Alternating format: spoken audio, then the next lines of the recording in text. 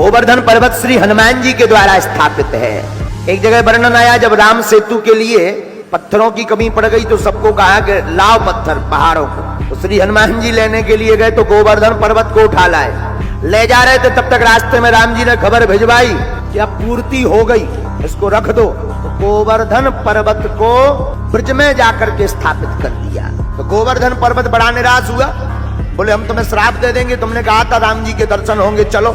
हम चले आए, पहले तो पर्वत जीवंत होते थे, हम चले आए, अब प्रभु के दर्शन नहीं हो रहे। तो श्री हनुमान जी ने खबर भेजी भगवान के पास में। श्री राम जी ने वानरों को भेज करके पुनः संदेश का जवाब भिजवाया।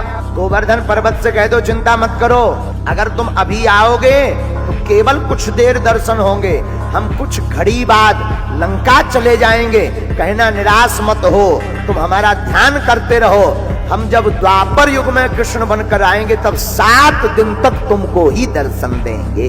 भगवान उस लीला को पूर्ण करने के लिए, क्योंकि राम ही घनश्याम है। जब राम सेतु बना तब एक घटना घटी। राम सेतु के समय पुल बन रहा था, जब लंका जाने के लिए राम जी बनवा रहे थे, तब एक घटना घटी। बोले क्या?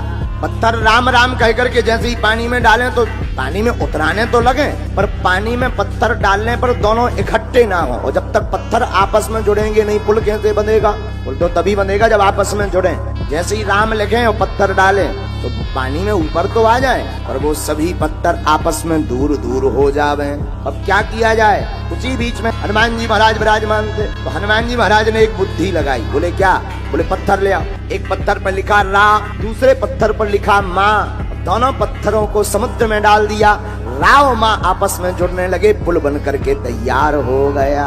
और लंका में भी विभीषण जी अपने घर के बाहर एक तरफ लिखे थे रा, दूसरी तरफ माँ। हनुमान जी जब लंका गए तो हनुमान जी ने देखा कि विभीषण के घर पर रामायुध बना। वाह, कोई भक्त का घर है। और विभीषण भी इतने चतुर, लंका देखो कितनी अद्भुत बात। लंका में रावण के राज में भी राम जी को नहीं छोड़ा, और हम लोग भारत में रह करके राम के राज्य में रह करके जो है राम को नहीं पकड़ पा रहे। किसी ने रावण की कान में भरा के अरे खतरा है। बोले क्या? बोले देखो तो अपने तुम्हारे जो शत्रु है उनका नाम तुम्हारा भाई लिखे राम। अब जब तुम्हारा भाई ही बर्बाद कर रहा तो अब करें क्या?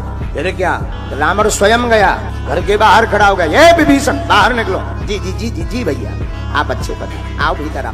नहीं नहीं भीतर नहीं आना, ये बताओ हमारे दुश्मन का नाम राम लिखा। अरे भैया लगता तुम्हारी बुद्धि सटिया गई, हमने राम नहीं लिखा, आप ही का नाम है। रावण बोला इसमें हमारा नाम कहाँ नजर आ रहा है?